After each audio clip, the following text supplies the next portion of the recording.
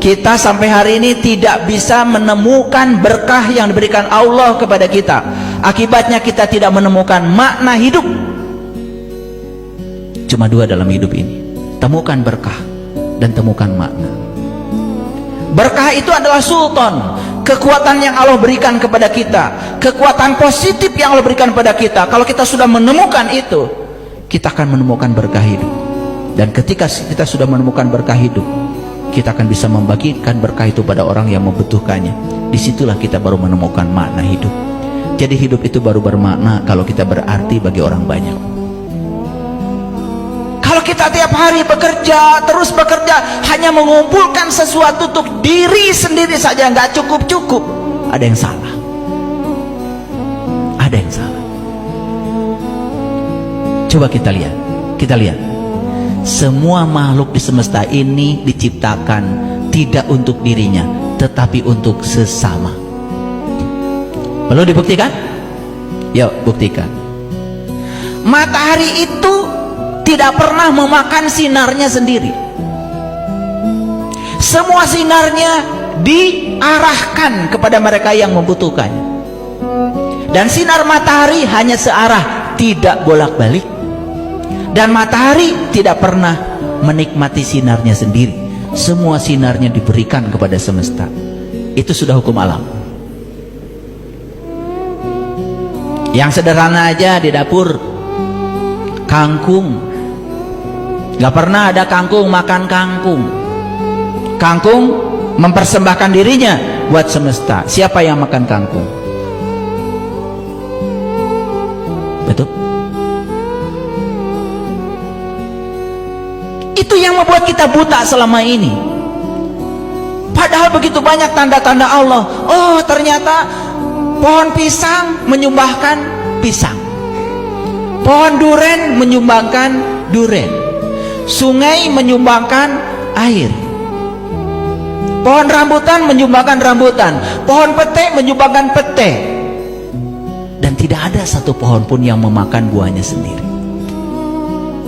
Pertanyaan, apakah itu hukum alam?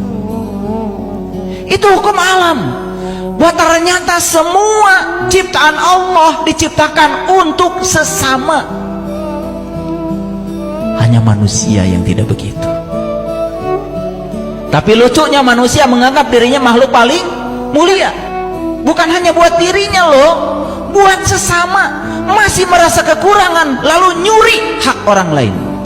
Bukan memberi kepada sesama, malah mencuri yang punya sesama. Namanya korupsi.